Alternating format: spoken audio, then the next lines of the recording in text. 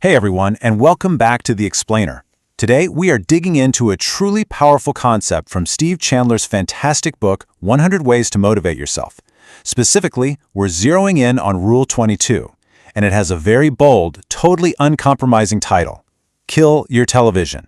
Okay, let's dive into this, because this rule, it's entirely about taking back your time and, quite literally, reclaiming your life for action.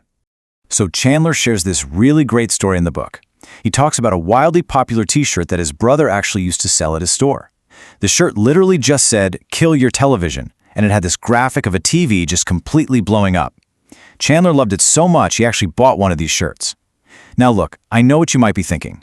For those of us who are maybe just a little bit electronically addicted, you know who you are, the idea of totally, permanently unplugging sounds absolutely terrifying. No way, right? But as Chandler argues, shutting down that screen actually holds the ultimate key to changing your life forever. Now, if you are panicking right now about going cold turkey, take a deep breath. Chandler reassures us that we can absolutely detox slowly. It's a two-step process. Step 1, turn the television off for just one evening a week. That's it. Just start small. And why do we do this? Well, that brings us right to step 2. Think about what would happen if you stopped trying to find life in other people's shows. The whole goal here is to let your own life become the show you get hooked on. It's about making that crucial shift from being just a spectator on the sidelines to becoming the main character of your very own story.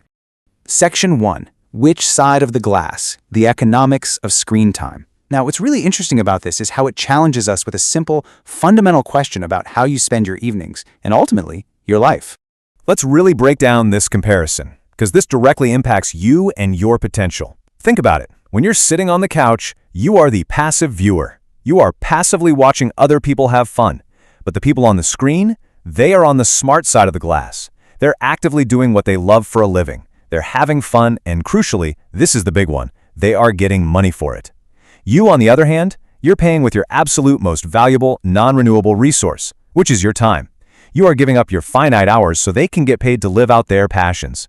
When you step back, it's a really striking economic reality. You realize you're literally trading your time to fund someone else's passion instead of building your own motivation. Section 2. The 1-month memory test. Evaluating your inspiration. We're going to put this theory to a practical test right now to see if television is actually providing you with any lasting inspiration. So here's the question. What did you watch on television exactly 1 month ago today? I want you to really think hard about this. Let's just take a beat right now. Literally 2 seconds.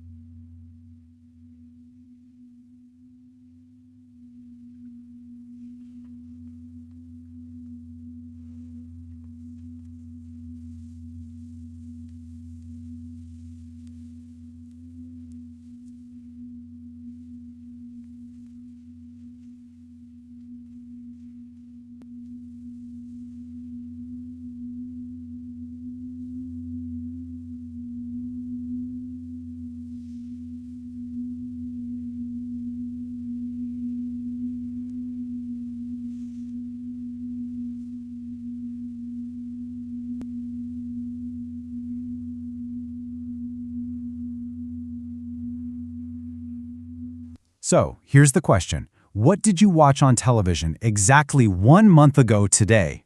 I want you to really think hard about this. Let's just take a beat right now, literally 2 seconds.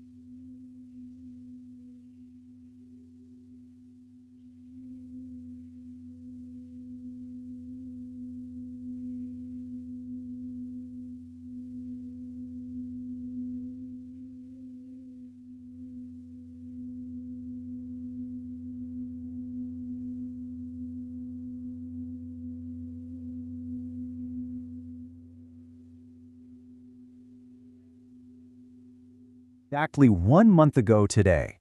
I want you to really think hard about this. Let's just take a beat right now, literally 2 seconds. So, think about those shows you might barely, sorta remember. What actual, tangible effect are they having on the inspired, creative side of your brain? Now, contrast that totally passive consumption with, say, a book you read a month ago, or even a really insightful e-zine or article you read last week. Which one of these made a more valuable and lasting impression on you? The answer is almost always the active reading material. When you evaluate your daily habits, you've really got to ask yourself which form of entertainment actually leads you in the direction of genuine self-motivation. Active engagement builds your cognitive muscles, right? It fuels your drive. While passive watching, it really just drains your energy reserves. Section 3. Finding your motivation. A masterclass in unplugging. And this brilliantly illustrates a historical perspective, proving this isn't just some modern streaming era problem. You know, the legendary comedian Groucho Marx famously claimed that he found television to be very educational. But his reasoning? That's the punchline. He said, "Every time someone turns it on, I go in the other room to read a book." It's a tasteful bit of humor, for sure, but the irony perfectly hits the nail on the head and captures Chandler's entire point. The absolute greatest educational value of the television might literally just be the motivation it provides to walk away from it, go into another room, and engage with something that actually stimulates your mind. So all of this leaves us with one final lingering question for you to ponder today. What will you do with your evening tonight?